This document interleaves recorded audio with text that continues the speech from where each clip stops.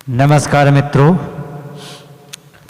आज मैं ये बताना चाहूँगा कि एक सूत्र में कुछ ऐसी परिस्थितियों के बारे में बताया गया है कि जिन परिस्थितियों में व्यक्ति आ जाता है तो वह रात दिन हमेशा बिना अग्नि के जलता ही रहता है।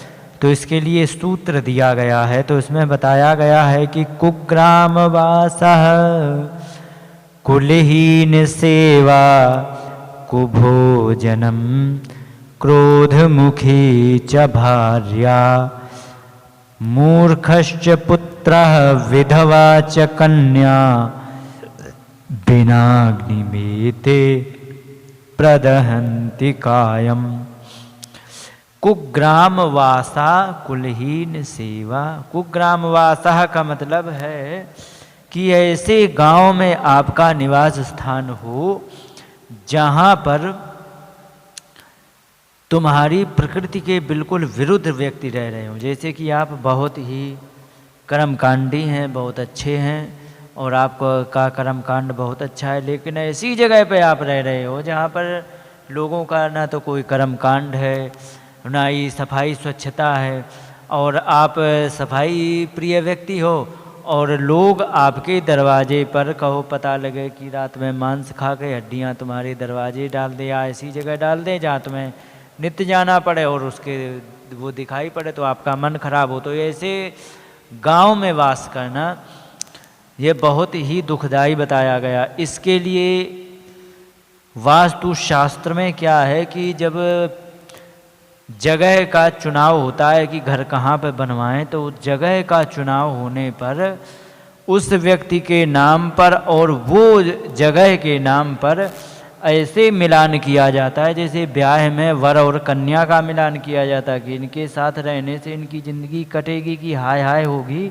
इस सब का मिलान किया जाता। तो ऐसे ही जहाँ पर हम रह रहे हैं और मेरा नाम क्या है उससे मिलान किया जाता है। यदि मिलान नहीं होता है तो वहाँ पर वो व्यक्ति नहीं रह सकता है, रहेगा तो उसे घाटा भी जाएगा, मन अशांत रहेगा, बहुत सारी समस्याएं होगी और उसे दुखी ही होना पड़ेगा। तो इसलिए खराब गांव में वास करने के लिए शास्त्र मना करते हैं, वास्तुशास्त्र भी इसमें बहुत विरोध करते हैं। तो कुग्राम वासा, बुरे गांव में वास करना बहुत ही दुखदाई होता है। कुलहीन सेवा, कुलहीन सेवा का मतलब ये होता है कि ऐसे पुरुष की सेवा करें जो अपने से निम्न हो। निम्न का मतलब जाति से भी निम्न हो सकता है, ज्ञान से भी निम्न हो सकता है और कर्म कांड से भी निम्न हो सकता है।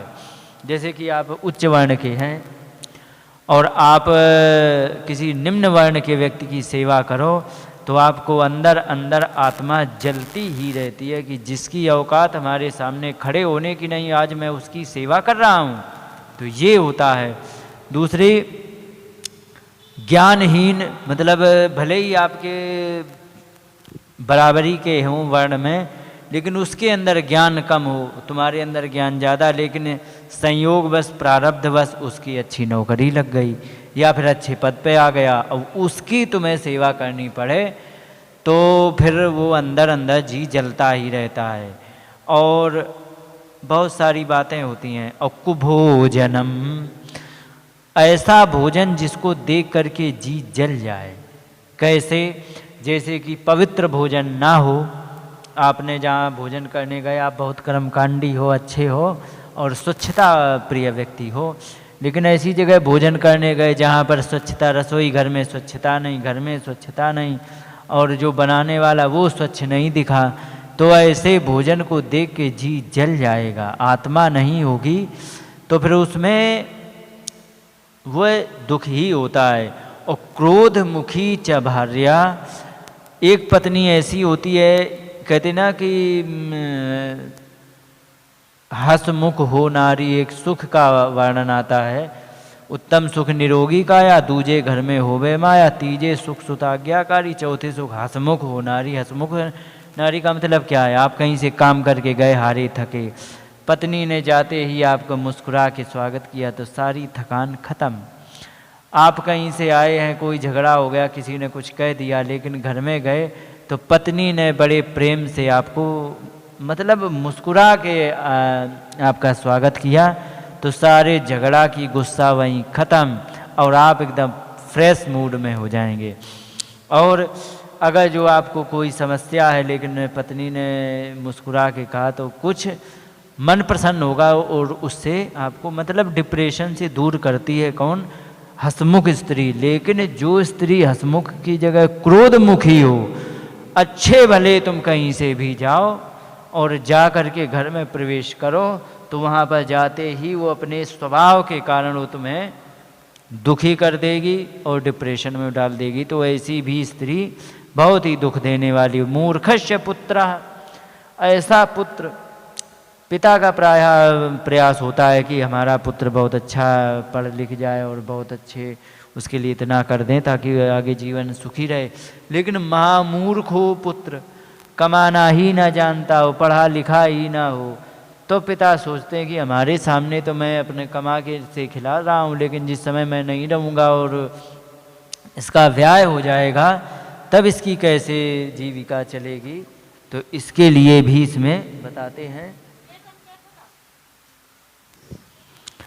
तो पुत्र नहीं कमाना जानता है तो फिर उसमें यही दिक्कत होती है कि पिता सोचते फिर आगे कैसे जीवन इसका यापन होगा। तो वो भी एक पिता के लिए बहुत बड़ा दुख होता है।